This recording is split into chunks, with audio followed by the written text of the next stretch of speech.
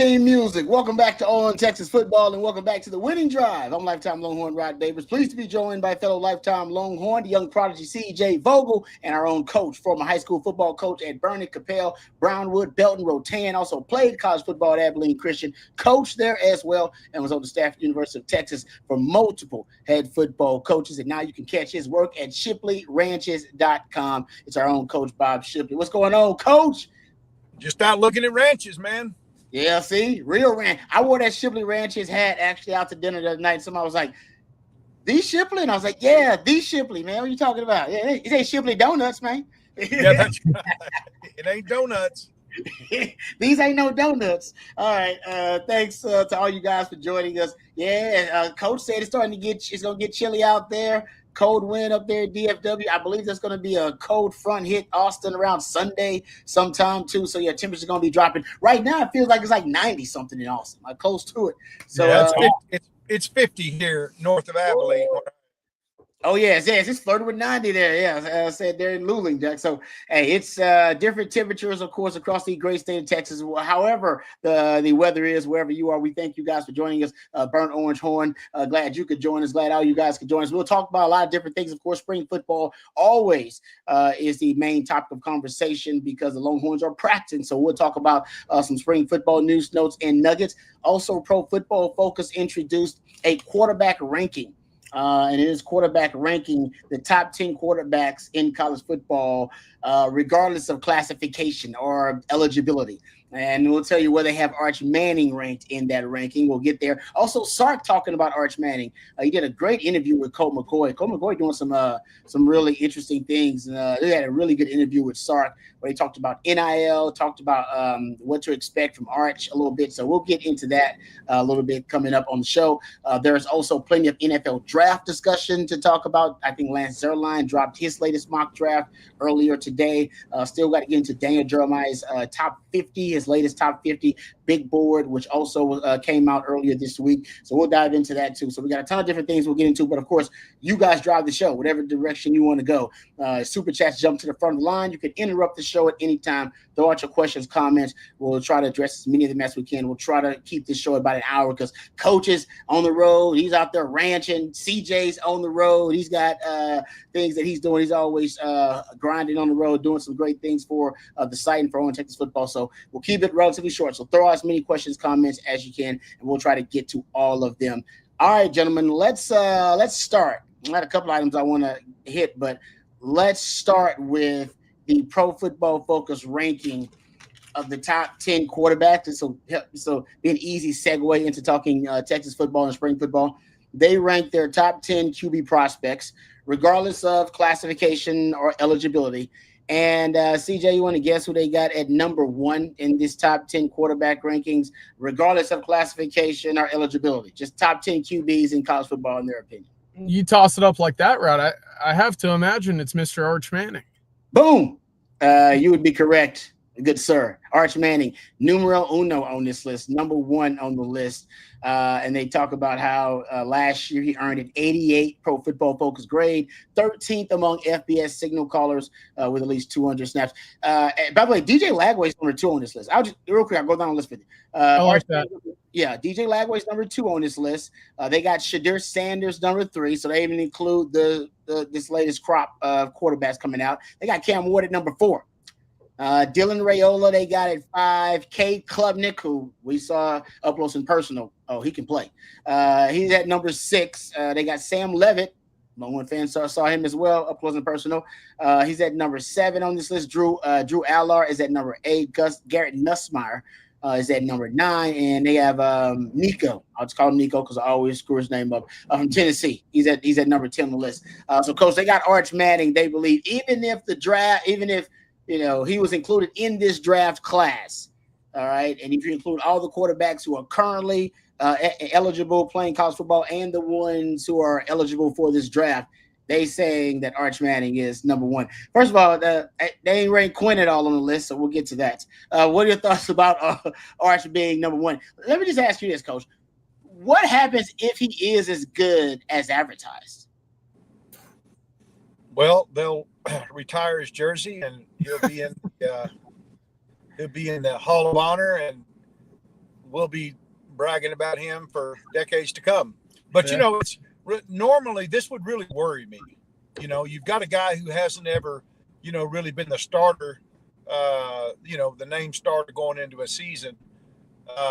But everything that we've seen from the Mannings and from Arch Manning, nothing phases him. You know, he's been through so much up to this point that I don't think this will go to his head. You know, it's just potential. You know, is all it is at this point. But if anybody can handle the hype, Arch can. He already has, and doesn't seem to phase him. Yeah, I mean that's the pedigree, right? I mean that's that's being part of the first family of football. But it's just so reckless. Quinn, basically, and I'm not trying to be mean-spirited here. He wasn't as good as advertised, right? As everybody advertised him to be. Still a damn good quarterback, but you know, coming out highest recruiting ranking of any quarterback in like the last 2 decades or something like that. CJ, so still really good quarterback, but I don't necessarily think he was as good as advertised. Man, but with Arch, it almost seems like if he is anywhere close to where they're saying, because right here they got him basically saying he would be the number 1 pick coming out this year already, and he's the best quarterback in college football. As Coach said, he's had we got 3 starts, I believe, under his belt, and looked damn good in those 3 starts. Yeah, I mean, I'm not necessarily worried either about the hype. I guess normally I would be, but something tells me that Arch can handle it. Is there any concern about this preseason hype, which, by the way, hasn't even really started, CJ, because it's gonna hit overdrive at the closer we get to training camp? Yeah, it probably would have been built up a little bit more this spring if we were able to get out there and go see him as well. So Good point. Holding off on what's to come from the Texas perspective and the on-Texas football perspective. So we're going to have to wait to see a little bit more of Arch Manning. Hopefully next Monday we'll have something to get out there and go see him throw the ball around. But Rod, to your point, I can't imagine that we get to July and August and, you know, it's quiet around number 16, right? And so that's what's going to be really exciting for Texas. I mean, this is kind of what you expect. You know, it's the quarterback of the Cowboys. It's the shortstop of the Yankees, right? The point guard of the Lakers. You know, this is the guy. This is the quarterback position in college football that gets people buzzing. It's been that way with Quinn. It was obviously that way with Sam. And when you go back to Colt and VY, I mean, those names go pretty loudly across college football conversations across the country. So I absolutely think that by the time that this season gets, you know, up and coming, whether that be July, whether that be August, well, we know the country's going to be watching August 30th when Arch Manning makes his first ever road start at the Shoe against the defending champs. So it's going to be great for college football. It's going to be exciting for Texas. And fortunately, Texas has all the buzz right now, which is going to help in recruiting. And again, to Coach's point, if he lives up anything close to what his expectations are, Texas is going to win a lot of football games with him at quarterback. Yeah, I'm with you. No, like I said, it's and I played with a celebrity star quarterback, number 1 player in the nation in Chris Sims, and prior to social media, so it's hard to really quantify the hype. But I remember and I feel sad, reading the newspaper headlines and the magazine headlines at the time about the hype. And I don't know if Sims never lived up to that hype either. VY was one of those guys that lived up to the hype. It's hard as a quarterback at Texas to live up to the hype because you're going to get so much of it if you're that top dog coming into the University of Texas at that specific position. But Sark was speaking to Colt, another guy who's obviously he not lived up to the hype and more. And Colt's got a new platform and it's pretty good. He's interviewing. You should give him a follow on Twitter if you don't, because I think he's I don't know if he's new to social media, but I think now he's actually starting to promote his stuff on social media. But he interviewed Sark. It's a really good interview. One of the things Sark said when he was asked about Arch was that Arch has I'm paraphrasing, a trait, right, that players gravitate towards. All right, he said you got something, and I think he was describing the it quality. He didn't say the it quality, but I think that's what he was describing. Because I think we all saw the it quality from the young man, and I think he's just confirming that he's got it. And I love Mac Brown had the best story, Coach, about it. And I just spoke with Mac about a month or so ago, and Mac's doing well. Mac's making the rounds and moved back. But Mac's story about it sounds like the beginning of an iconic joke. He says he was standing on the football field at Darrell K. Royal Stadium with DKR, Willie Nelson, and George Strait. And he said, it's a crazy, it's how it starts. He said, and it basically was a football clinic or something like that going on, some event there. And a football coach comes up to the late, great DKR coach, and he says, hey, how can I be like you? I just want to be as great as Darrell K. Roy. And coach says, well, if you have it, you'll make it. If you don't have it, you won't make it. And if you don't know what it is, you ain't got a chance. And I think chance in hell of making it. That's what he told him. Coach looked bewildered and looked lost, and he just turned away. And walked off. Didn't say bye to the coaches. Didn't greet. Didn't shake the guy's hand. He just got and walked off stupefied. And then Darrell K. Royal looked at Willie Nelson, George Strait, and Mac Brown and said, "Hell, he ain't got it." And that, in a nutshell, that's the inequality. It don't take long to recognize. You know it when you see it, and I think we all saw it in Arch in the few times that he was out there on the field. And I think Sark is confirming behind the scenes, coach, he got that inequality behind the scenes too, that all the players gravitate towards. Yeah, no doubt. There's not a recipe for it. Nope. It's not a pill you take. It's not an exercise you do. You gotta have it. Whatever it is, when somebody has it, you know it. Yep. and most importantly, when you have it, you know it. You know it. Yeah. There you go. That's it. When you got it, you know it. Yeah, that's a great. I like the way you said that, coach. That's more importantly. When you got it, you know it, and you adjust your swagger accordingly. If you know you got it. Yeah. Good point. Sorry, go ahead, CJ. I might have cut you off. I was just gonna say, the buzz kind of about what's going on behind the scenes with Arch in these workouts, and kind of going about all of these practices, leading the way for this team. It's been very encouraging so far. So it's exactly what you'd hope to hear. David Parcell has the comment "alpha dog." That's kind of how Arch has portrayed himself amongst this team, and that's again, we talk about teams taking on the persona of a coach. It certainly helps when you have that guy at quarterback that kind of gels and gets that team riled up. That'll be Arch this fall. And I love that he's proven that he's a good teammate too. I mean, that's what the Quinn Ewers, I think, test was, sitting behind Quinn. And there's a certain word to support your teammate when in that competition, they are the ones who are deemed as the starter. And to make sure that you all support each other. Everybody wants, everybody to achieve and to really reach their ceiling as a player. But it's tough when you're competing again, especially in that room like quarterback, and still be that supportive teammate. And from what I've heard, both those guys had a great relationship. So he's a great teammate. We know that first and foremost. And now you start to see the leadership skill. Hey, Rock, can you go down that top 10 again? Yes, sir. You still have it? Yes, sir. I got it right here. Number 1, Arch Manning. 2, they got DJ Lagway from Florida. Texas, we'll see. I believe it. Number 3, they got Shadur Sanders. 4, Cam Ward. Both those guys be first-round picks. They got Dylan Raiola, number 5, the Nebraska quarterback. Cade Klubnik, who Texas saw from Clemson, at number 6. Sam Levin, who Texas also saw in the college football playoff at Arizona State, at number 7. Drew Aller at number 8 from Penn State. Garrett Nussmeier at 9 from LSU, and then Nico from Tennessee is at 10. I guess my only gripe with that would be Sam Levitt at 7. Good quarterback. You think he's overrated? Yeah, I do.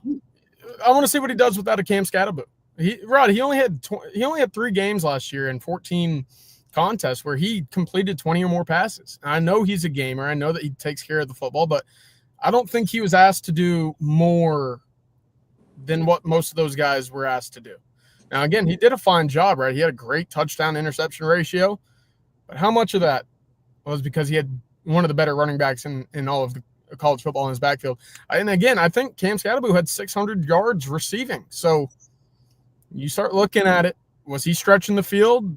Was he making plays himself, or was it a lot of what was next to him? So I want to see more. I'm not going to say that I think he's completely overrated, but I'm not a certain believer. He shouldn't be above Garrett Nussmeier right now in my eyes. Okay. Yeah. when he played Texas, they were missing. What was the receiver? Is it Jordan Tyson? Yeah. Yeah, he's an NFL guy, but it's great. I mean, he made most of his plays with his legs. Yeah. Against Texas, and you're right, Cam Scatterbo, man, ain't no doubt about it. That dude earned the respect of all Longhorn fans in that game. It's hard to walk away from that and not have a whole nother level of respect for Cam Scatterbo, what kind of football player he is after that matchup. Also, something that Sark said in that interview with coaches, we're talking about it. He was talking about NIL, which I thought was interesting. And I think the platform is called Clean Pocket. So make sure I give Code his credit. I believe the platform that he's now championing and interviewing on is called Clean Pocket. And he talked to Sark about NIL too. So here's Sark's comment on NIL. I thought it was pretty interesting. So here is the quote. I think NIL has been good for the University of Texas. For a long time, NIL may have existed, just not at the University of Texas. When they regulated it, and now that we've got a seat at the table to compete at that level for some of the high level players, it's been good to us. We try to maximize it, to take advantage of it within the scope of the rules. I think we've benefited from it, Sark said. He went on to say basically that they value all the guys basically at a certain monetary value. Right, based on the position, based on that individual player. And he said, quote, when we think a guy is overpriced, we let them go, whether they're on our own or it's another guy where we compete with another school with. We look at the value of the player on our roster, where he might sit, we put a number on it, and it is what it is. So he said that's how they do it. Essentially, the NFL has a very similar methodology. Right? Premium positions, quarterbacks. That's why you always see them kind of valued around the same thing, certain positions. And he's basically saying they're doing the same thing.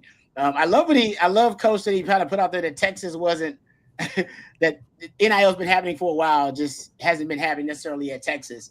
I think the bag man system back in the day, and I always said this, listen, not every program at university was corrupt, but almost everybody was breaking the rules because the rules were so antiquated and they were so, they're nonsensical. They just lack pragmatism. They just lack common sense. I mean, you got breaking the rule because some dude gave him a free hot dog out there on 6th Street, breaking the rules. You know what I mean? Like it just didn't make a lot of sense. But he's talking about like corruption, and now you don't have to worry about corruption, but now everything is above board. And he's talking about now Texas can really weaponize NIL because, Texas does not have to operate as kind of the lone moral compass, if you will, trying to do the right thing. Now, hey man, if you got the money, you can spend the bread, you can get the players. So he's admitting that, hey, for Texas now, it should be a weaponized advantage, NIL, and they're using it as such. Yeah, and that should be the case at Texas, right? Resources, donors, money. Texas has a lot of all, and they put a great emphasis on putting a great product on the field for football. What's going to be interesting, and for Sark to say that, look, we've seen instances just like that where Texas doesn't go above and beyond an additional offer to get a player that they think that they can find a similar talent with elsewhere. It's one of those things where they're smart with their money. They know what, their allotment is on a given year, and they make sure that dollar stretches. And I think you end up with the number one class in the country by doing just that, like we saw this past year. So it's really interesting that way. And I can't help but think, look, we were all kind of surprised, maybe a little surprised by David Bailey, the Stanford edge, coming in for a visit this week, excuse me. That's a premium position. That's a guy that is a game changer off the edge, right? 7 sacks, 5 forced fumbles a year ago. One team in the country is going to pay a lot of money for him. Will that be Texas? It could be, right? Texas wants him. Texas offers, I would assume, a very competitive NIL package to go with the university, the program, the success, the SEC, etc. But are they going to go toe-to-toe with the biggest offer that he sees? And look, I'm gonna be honest. I'm going to put my money on Texas Tech having the largest offer for him. Mm-hmm. Will that be the case? We'll have to wait and see. But knowing the way that Tech has kind of approached this cycle with going all in on defensive linemen and offensive linemen, making sure that their trenches can stack up with that of an SEC or Big Ten team, it makes sense to think that they're going to have the biggest offer. Now, Texas, again, hasn't proven that they will stretch their dollar beyond X amount for a number of guys in the portal or high school ranks. So it's paid off so far, but you just might see a couple quote-unquote recruiting losses because they're not willing to break the bank for one player in its entirety. Look at Dominic Williams, the TCU defensive lineman specifically. Yeah. Texas's defensive line ended up doing just fine because they were able to use that money elsewhere, whether that be for multiple defensive linemen or what. But I've always thought that Texas has done a great job in making sure that their bang for their buck goes towards helping this team the most. That's what value is all about, right? That's the whole point. Trying to find value. The NFL is called it with a salary cap here in Texas, and college football is more about the NIL, but you got to find value in those negotiations and in those contracts now. As you can straight up say it, that's what they are. All right, let me tell you a quick thing about what it used to be like. You knew it from a player's perspective, but from a staff member, you know, we always had the big ice buckets of Gatorade and stuff for you guys to have when you come off the field. Yeah. And if we had a recruit there or something, I remember Arthur Johnson saying, "Coach, make him put that back. He can't have that." You know, I mean, you couldn't even give him a water. Yeah. You couldn't give them a Gatorade when they came off the field because it was considered, you were giving them a gift of some type. And I remember sitting in staff meetings with Mac Brown, and he would say, "Guys, let me tell you something. We're the University of Texas. We don't have to pay players to come. And if I catch or hear any rumors about anybody offering any players anything other than what the NCAA allows, you're going to be fired on the spot." Unbelievable. Yeah. Crazy. I mean, I'm not saying nobody has ever done anything wrong. I mean, Chris Sims came out and said he had the $100 handshake or whatever. But I guarantee you, there wasn't anybody on the staff that I ever knew of that was doing anything appropriate. Mac was not going to stand for it. We're Texas. We don't have to pay players to come here. And that stands today, too, because there are college campuses all over the United States right now that, hey, we got yourself a nice little present. If you were to come visit for our school this weekend, right? We got a big recruiting weekend coming in. We'd love to have a nice 4-star or 5-star name to go with it to headline everything. Make sure that every recruit else on this campus knows that we're for real. We can attract this big talent, and we're going to this year. Schools do that. I've not heard that for Texas. Yeah, no, and I've never heard it. I feel insulted because I know guys have stories about being offered stuff, and you brought up the Sims story. I remember BJ talking about Urban Meyer recruiting him when he was at Notre Dame and stuff like that. I ain't gonna lie to you, I never got offered any cash. Like I was like somebody was saying they would hook you up with a meal or something. I never got offered any cash. Nobody ever offered me. Maybe I wasn't good enough to be offered just straight cash because I never got the $100 handshake. Never got the good game. Never had a McDonald's bag of money left for me or anything like that. Never happened. And I felt a little insulted now after the fact. But to Coach's point, y'all are all getting not back in my day. I'm sure guys were getting paid. I'm not saying guys weren't getting paid. I ain't saying that at all. I'm just saying if they were, it had nothing to do with the coaching staff. It was just kind of eager alumni or whatever that were trying to, because it sure wasn't from the staff. I promise you that. Mac was not going to have that tarnish his reputation.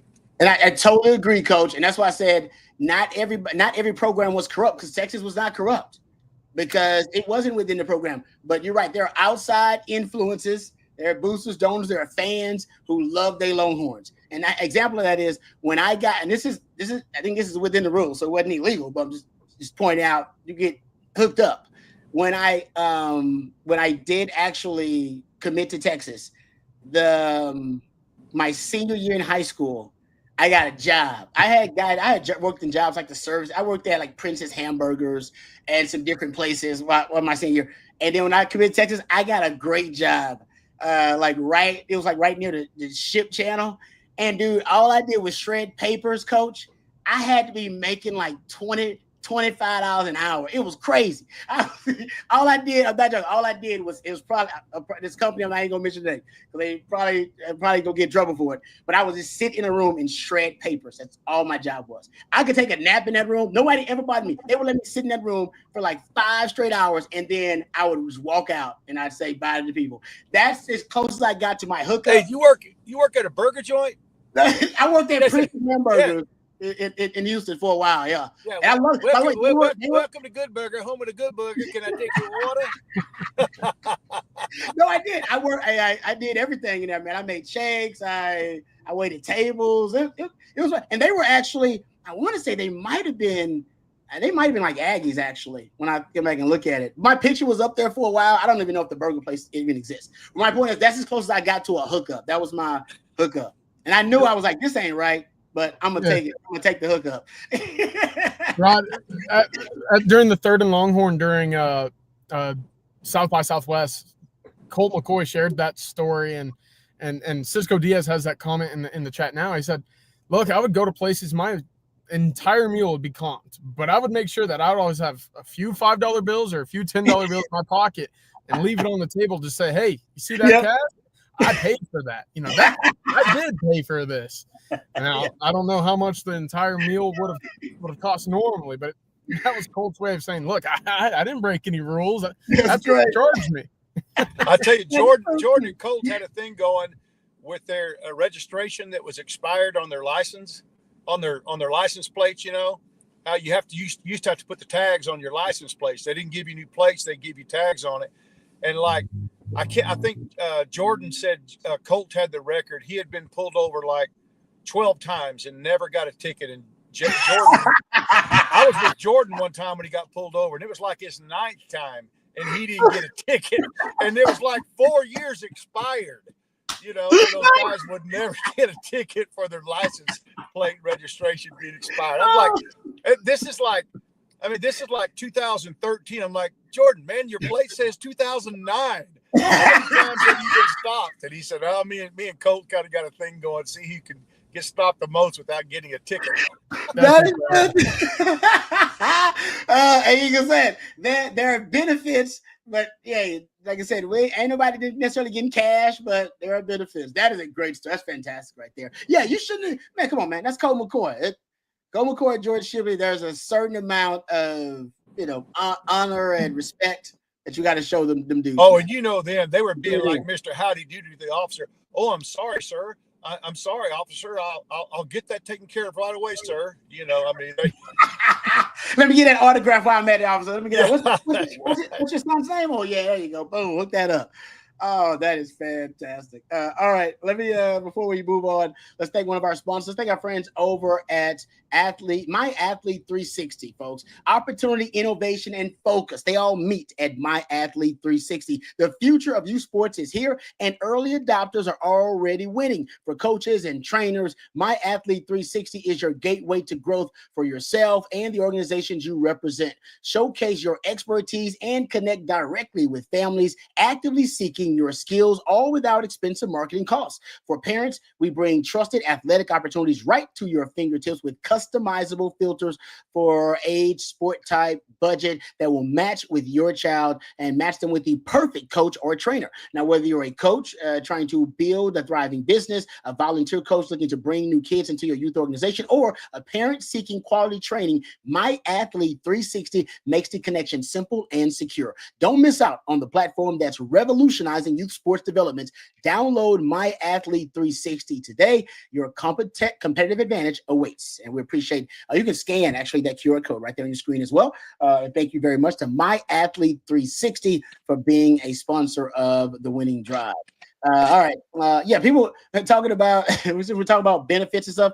I just want to make sure I bring it to everybody's attention, just so you guys remember that they didn't start giving unlimited snacks to college players until like 10 years ago.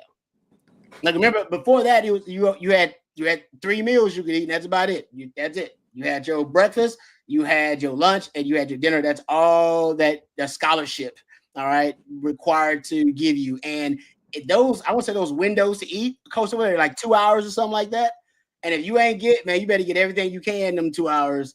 And that's why guys was kind of trying to get it was crucial to get to the dining table, man. It's crucial. Because if you missed it, you missed a meal.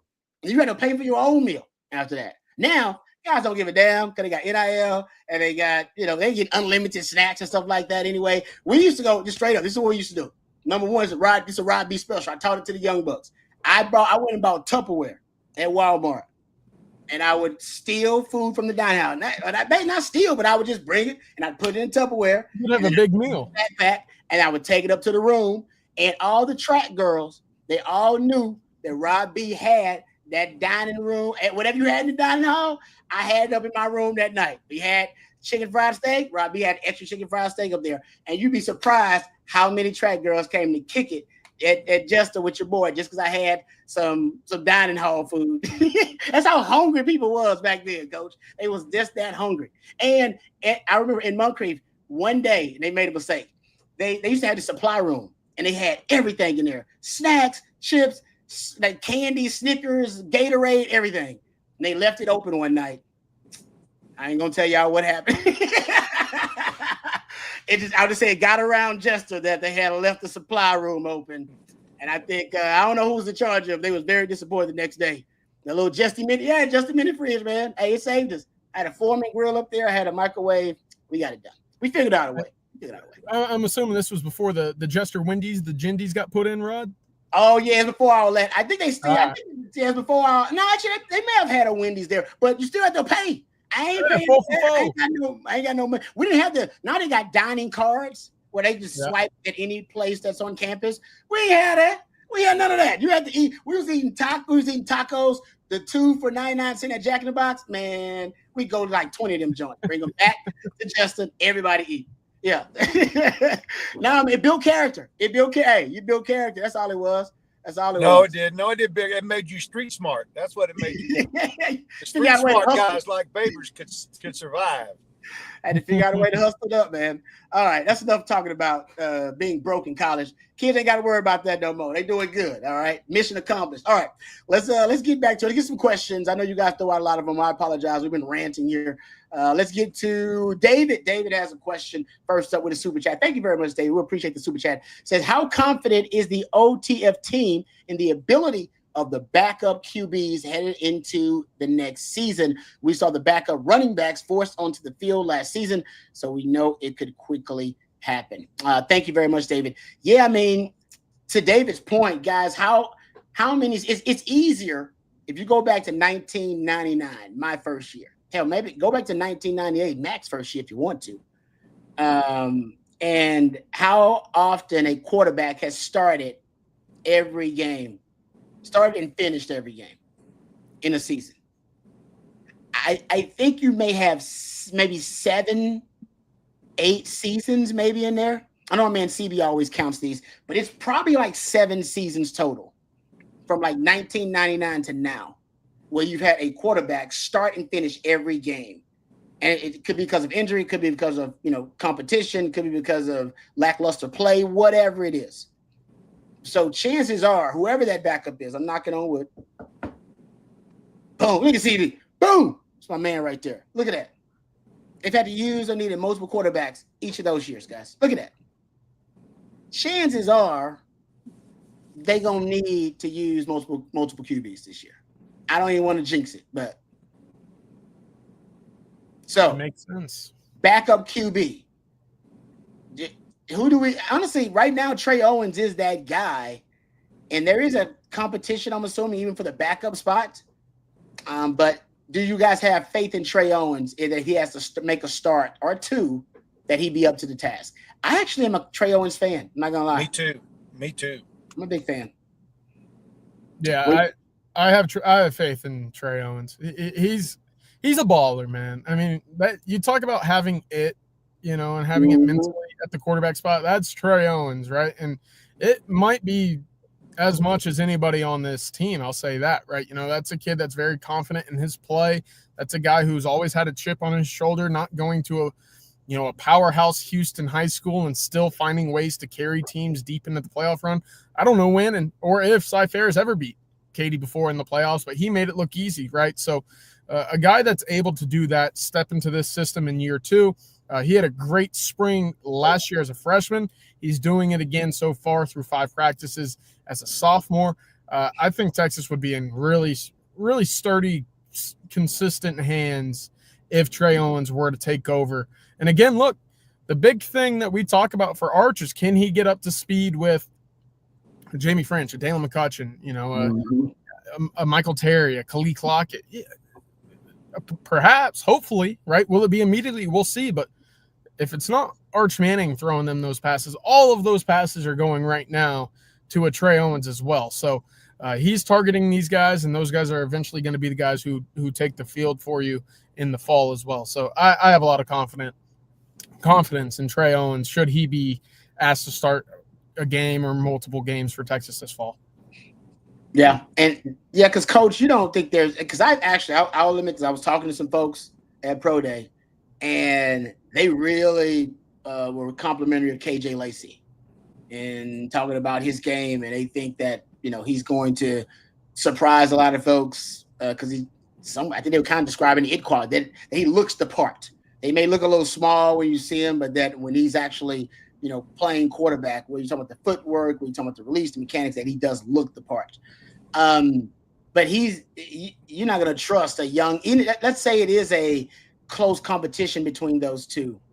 Trey Owens is going to end up winning out. Just if he has to play one of those guys, it'll be Trey Owens just because of his experience, right? You wouldn't, even if a freshman pushed him, you wouldn't put him in that type of situation in a emergency situation in that manner. I would go with the age. I'd go with the experience. I think it was a point for Sark last year when Trey Owens got on the field. What did he do? He threw 4 passes. It's, hey, get your feet wet, dip your toes, make sure that this isn't too big of a moment for you. Now, I do think KJ Lacey is eventually going to be really good at Texas. How long will that be? We'll have to wait and see from Arch to Trey and let it all kind of play itself out. But, hey, it's a good problem to have, Rod. But I would side with the guy that's been in the system for multiple years. I would side with the guy who's been through it and seen game time, an actual snap before.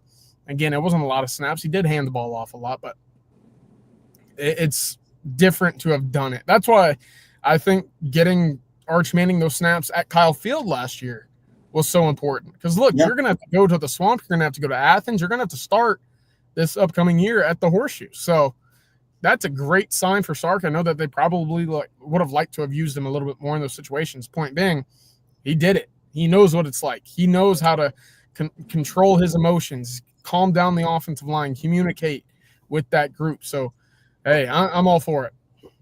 Hey, you know what? It's another what I would call a collateral advantage to have a guy like Arch Manning, because Trey Owens and these guys have seen him patiently wait, because it's just rare to see somebody that will wait a couple of years to get on the field, and much less with competition around them. And so seeing the way that Arch has never really been named a starter before this season, and going into a season he's always been a backup, and yet the rankings we just saw, he was number 1. And so it just goes to show you it can be done. You don't have to go somewhere and play immediately. Just sit back and learn from one of the best head coaches in college football, and one of the best, potentially the best college quarterback to come out in a long time. Yeah, it'd be interesting if Texas can start their own unique trend where their quarterbacks like to sit and be developed. I won't say wait their turn, but just kind of sit and emphasize and prioritize development over playing right away and playing time. And, of course, the NIL transactions. So that's why often you see quarterbacks hit the transfer portal, because they're so valuable. They get paid so much. I mean, a good quarterback can get paid a lot of money in this market, and, go start. And, of course, you got to showcase your skill set for the NFL to look at you as a draftable QB. So it is rare for I'm talking about starter caliber quarterback, which is Trey Owens. I think Trey Owens can go somewhere and start. I'm not sure where, but I think he can go somewhere and start for a lot of schools around the country. That was the case for Malik Murphy. That's certainly was the case for Arch. You can go to most places and start. Be interesting with Texas, because that's not happening around the country. That's just you're not able to kind of stockpile starting caliber quarterbacks like that. And maybe Texas is able to, kind of zig when everybody else is zagging, that they're able to keep quarterbacks to stabilize their position overall. That's ultimately what you want. I don't know if you're gonna keep a Trey Owens here until he exhausts his eligibility. Like, I wouldn't expect him to do that unless he's playing. Yeah. But for him to be here long enough to develop his skill set, like a Malik Murphy and like an Arch now, I do think that may be a thing where you start seeing some of these guys stay long enough, get the stamp, of quarterback, kind of development from Sark, and then move on to something else. So. Yeah, that's an interesting question here. How realistic is it for Trey Owens, KJ Lacey, Diabell to all finish their careers? Rod, that follows your conversation. It's probably not. Just being realistic with y'all, it's probably not. Look, that's 3 really talented quarterbacks who are going to have to wait their turn until Arch Manning says, hey, I'm done with college. And we don't know if that's going to be after this year. We don't know if it's going to be after 2 years. So that's going to, clog the lane there. But it's a great problem to have because, look, Sark's bringing in a guy with Trey Owens who's a underrated guy with a chip on his shoulder who we've already seen some highlights for. KJ Lacey, Alabama's second all-time leading passer. Diabell, 5-star guy, great pedigree of athleticism. It's a great problem to have, and it's going to be up to A.J. Milwee and Sarkisian to figure out that line of succession for this Texas offense to continue chugging at the way that it is. Yeah. Like I said, first world problems. Crying from a yacht, I believe is the way Sark describes it. All right, let's thank another one of our sponsors. Speaking of yachts, how about a yacht on wheels? That's what I'm talking about when I'm talking about Vaughn Lane, ladies and gentlemen. You tried flying, you tried driving to all the major Texas cities, Austin, Dallas, San Antonio, Houston. Well, Vaughn Lane is the smarter way to travel between major Texas cities. Instead of driving, instead of flying, how about taking Vaughn Lane, folks? It is private jet on wheels, right? Speaking of, it could be your own yacht on wheels, whichever way you want to describe it. Vaughn Lane changes everything. Now, if you tried flying, then you know about all the hassles, dealing with the traffic and dealing with emails piling up, calls going unanswered, all for that round trip, which can also be a little bit dangerous considering with driving with other pedestrians on the road. You don't want to deal with that. You want to stay connected. You want to stay productive. You can do that with Vaughn Lane. And flying isn't much better either. We've all tried flying. That 60-minute flight between major Texas cities is a bit of a hassle when you start thinking about the delayed flights and security lines and the packed gates and the ridiculous prices of anything in an airport. It's just not worth the stress. Vaughn Lane changes everything. Luxury regional travel, what some call a private jet on wheels. You sink into a plush leather seat with a leg rest. You stay connected with complimentary Wi-Fi. Enjoy complimentary snacks and drinks on every trip, plus delicious meals on select departures. If you need to freshen up, you can enjoy hot towel service. If you want to relax, they have eye masks and pillows and blankets to keep you cozy. The Vaughn Lane team takes care of every detail. That's why they call it a luxury regional bus travel, folks, and it is fantastic. I've taken it several times to DFW. I've taken it actually to Houston and back to Austin as well. If you're traveling as a business traveler, you can recapture all of your productivity. I do research on the Vaughn Lane. Also, if you're just traveling for leisure purposes, you can sit back, relax, and get pampered by the Vaughn Lane team, and they are great. And also, if you're planning guys trip, gals trip, bachelor party, bachelorette party, football game, concert, any special event, you can charter your own Vaughn Lane coach for the ultimate group experience. Vaughn Lane is first class travel without the hassle. See for yourself. Visit VaughnLane.com. That's VONLANE.com. Use the promo code OTF25 for $20 off your first trip. That's OTF25 for $20 off your first trip with VaughnLane.com. All right, getting back to the questions here. How about this one? I got a couple from CB. He said, y'all ready to hear Ed Orgeron speak in Austin? Yeah, this was also a topic I wanted to bring up with you guys because they finally have announced the entire guest speaking list for the coaches clinic. So it's going to be Raheem Morris is going to be the head keynote speaker, I should say. And then in addition to Raheem Morris, you can right there, they got Dante Scarnecchia, the long time offensive line guru for the Patriots. He's also a special teams coach for the Patriots for years. They have Darren Reese. He's a longtime special teams coach in the NFL as well. And Ed Orgeron is also going to be on the among those speaking at the panel. I actually was in Tampa when I believe Raheem Morris was a defensive assistant or assistant DB coach at the time. So, man, he's been rising up the ranks for a while. He and Sark obviously were there in Atlanta together for a little while under Dan Quinn.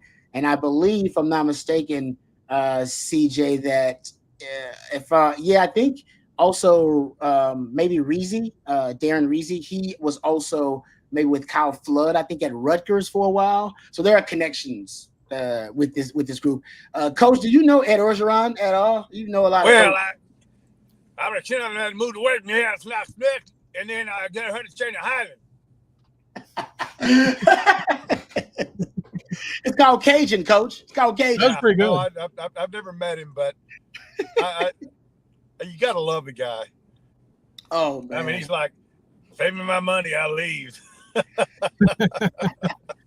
Yeah, he's definitely gonna be the funniest of the panel. He's great.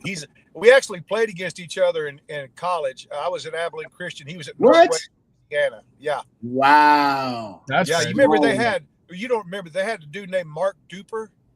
I remember the receiver. Duper played with the Dolphins. Yeah, receiver, right? And they had a kid named Abear that was a quarterback. Bobby Abear? Yeah. Well, I don't know if that's anyway. They had like 3 NFL guys on that team. Wow. And Orgeron was a linebacker. I was a fullback, so we probably met a few times. Yeah, little to translate. Yeah, that's what I had to tell you. They will have captions up there, and the captions will get confused. Oh man, I was at Ed Orgeron because I don't know if he's ever gonna. He's basically not gonna coach again, right? Is he done? Why should he? Yeah, I agree. No, I'm with you. He's like the Bill Belichick school of dating young chicks, and he likes to go jogging on the beach with his shirt off. He's why should he? Yeah, but see, now you can date young chicks as a head coach in college now. Look what you brought up Belichick. There you go. Lane Kiffin, I don't know. Lane Kiffin's always had some kind of shady stuff going on with co-ed and stuff like that. And you can do it. You can do it if he wants to do that. Nothing wrong with that. I'd be eager to hear what Coach O brings to the table here. Because again, I mean, he coached. Let's not discredit him at all. He coached the greatest college team in history, right? And I'm going to stand on that, right? That LSU 2019 was the most dominant team that I think we've ever seen when it comes to college football. How do you? Texas almost beat. Yeah, hey, that's the closest that they played the entire year, and it was week 2. So, if there's anything for Coach O, it's how do you handle guys that are talented but don't see the field? How do you handle guys in roster construction?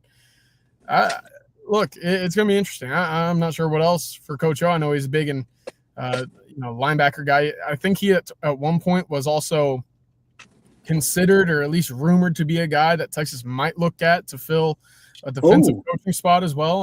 I don't know if there's any truth to that, but there's certainly a name that was like, hey, there's a connection. Maybe Mark will go that route, right? So we'll see. I'm sure it'll be fun, but I'll be interested to hear what Coach Morris has to say 100%.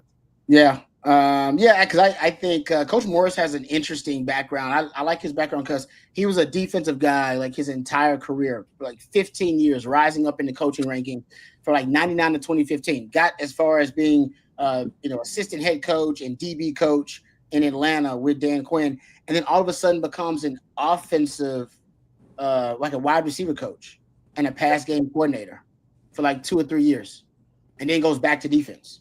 And then ends up being a head coach. He just has an interesting career arc. I'd like to ask him about kind of what happened there. Was that something that he wanted to do, or was a coach saying, "No, I want you to do this"? Be really interesting. And yeah, Scarnecchia is a legend. I mean, one of the greatest offensive line coaches ever. His background is so interesting. He was a special teams and tight end, basically in New England, even before Belichick. He was a special teams and tight end coach there.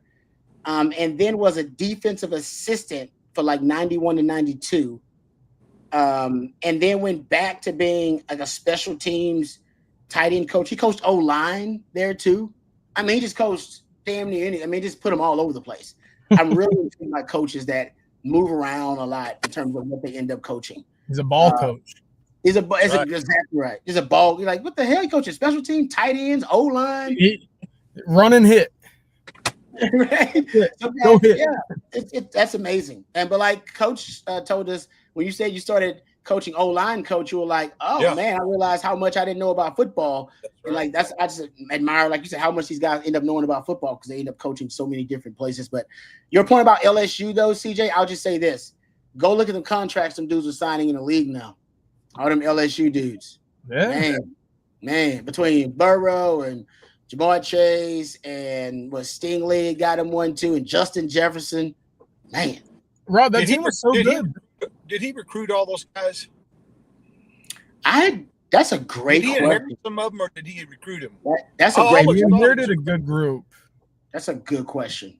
I would have to. I gotta look at that actually. Yeah, it was a good group. But look, hey, to your point, they have the two best wide receivers in the NFL. They have a top 5 quarterback right now with the healthy Joe Burrow. You start looking around at defense. I mean, Cowboys just signed Patrick Queen. They got all sorts of guys. They had a Thorpe Award winner in that backfield or in that secondary too. That team was incredible, and they were putting up points that I don't think we've ever seen in college football. I think, and I'm in war right now, Rod, with some of the folks in the chat. And look, I'm sticking to my guns here. They beat 04 USC. They beat 05 Texas. The only team I think in history that gives that team a run for its money is one of those 2000, 2001 Miami teams. Yeah, those teams were Miami was stacked. They third string guys in being draft picks. So I don't keep up much with the NFL. Whatever happened to the guy that was the OC at LSU for Joe Burrow? Joe Brady. He's now with Buffalo, right? I believe so. He OC with Buffalo now. He went with Matt Rule to Carolina. Yeah. They did not have a lot of talent, Coach. He went from having probably an all-star Pro Bowl crew, right, at LSU to Carolina, who was not doing very hot at the time. So he's since bounced around 2 or 3 times. But I think Ogeron, he caught lightning in a bottle with that guy. Perfect guy, right place, right time, right athletes. Yep. And that's the crazy part about it is that we all remember I remember when Joe Burrow left Ohio State to go to LSU. I mean, at the time when Texas played LSU, people were saying that Sam Ehlinger was just as good as a Joe Burrow. Like Joe Burrow was not considered the Joe Burrow #1 overall pick. It was like, oh, no, we're debating these quarterbacks. Which one's better, Joe Burrow or Sam Ehlinger? Like, I remember that debate befber the game. I mean, Sam was unreal in that game, too. He was awesome. And to your point, Coach, I mean, Ed Orgeron was at LSU from 2016 to 2021. So he might have recruited all those dudes. He did. Yeah, I guess he did then. So that and then he brought in, remember, because he was about on the verge, I think, of being fired. He brought in Joe Brady, and then boom. That receiving core, I'm still thinking about it. Thaddeus Marshall or Terrace Marshall, excuse me, was a 5-star wide receiver who was. That's right. He went for 800 that year and was long seen as like their distant third option. And then Thaddeus Moss, the son of Randy Moss, was their kind of flex hybrid tight end. Man, they had so many weapons that I don't care. That team was unreal. They'll score more than any team in the history of this game. Don't forget about Clyde Edwards-Helaire. Didn't he sneak into first round back? Yeah. I mean, because this is how powerful Patrick Mahomes is. He suggested they draft him, and they drafted him. And it wasn't even a real hit. They were like, we don't give a damn as long as he had it. Smart move.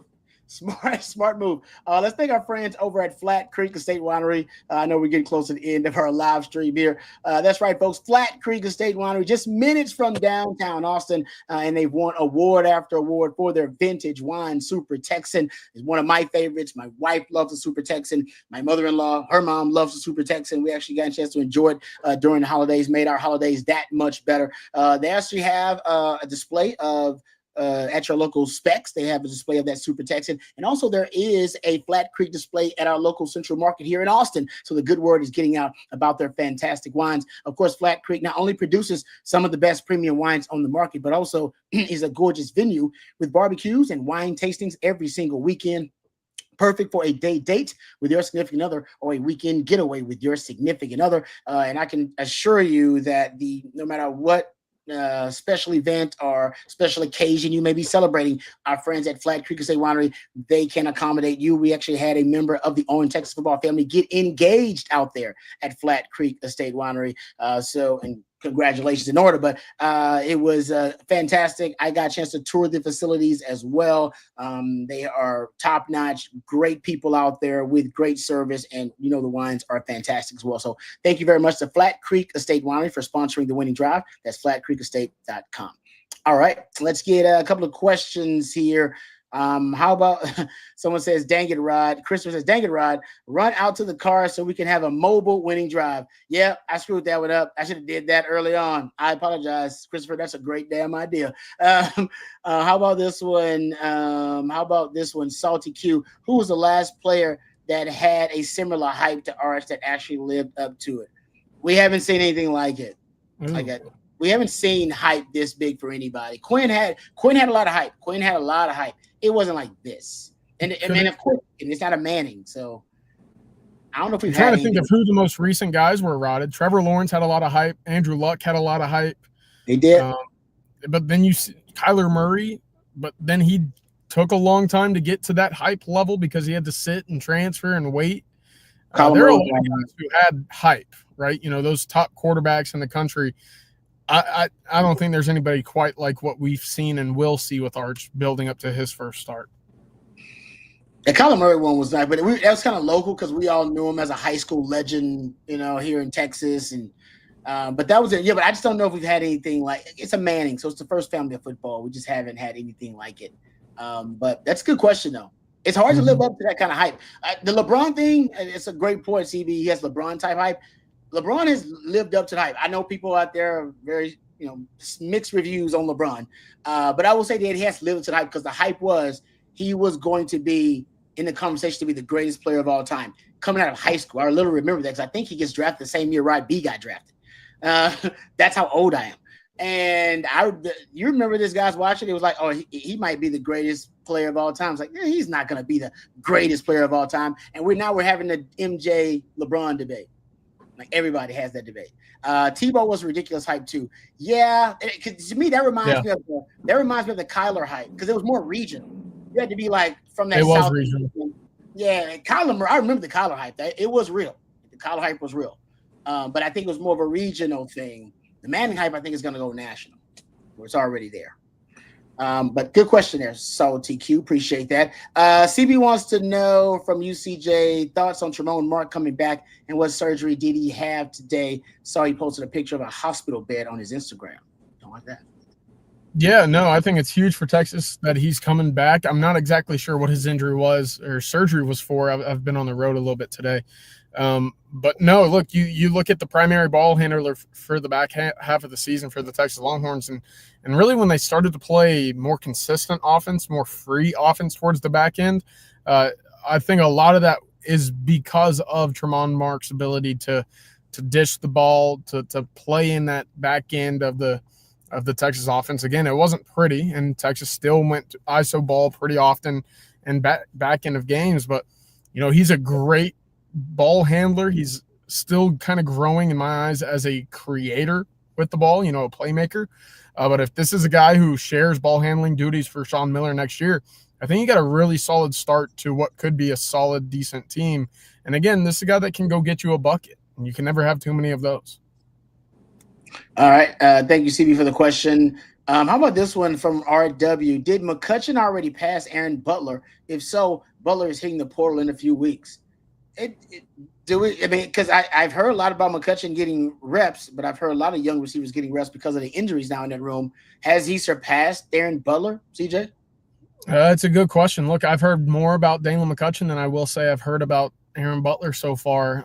Is that just because he's young? It potentially could be, but look, I've said it from the get-go. Since Texas signed Daniel McCutcheon, he's going to be as fluent and as savvy a route runner as anybody on campus. And I was told the other day the first team that trotted out for the team session at the end of practice was Livingstone, Jamie French, and Dalen McCutcheon. So does that mean he's jumped Aaron Butler?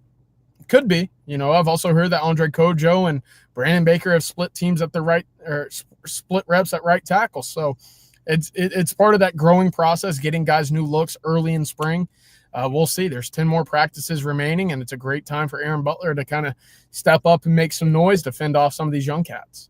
All right, here's I saw this one, our last question of the today. From Matthew, will Bill Belichick's girlfriend sit in the suite or student section at UNC games? Wrong answers only.